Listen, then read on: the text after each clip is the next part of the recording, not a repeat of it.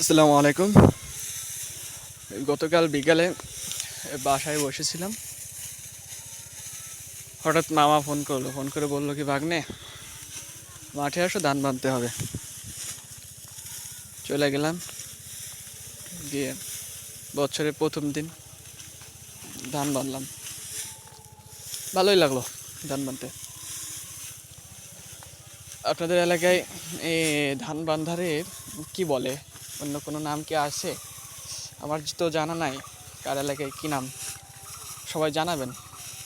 আপনাদের এলাকায় নাম কি? আমরা তো একে বিশালি বলি, আপনারা কি বলেন?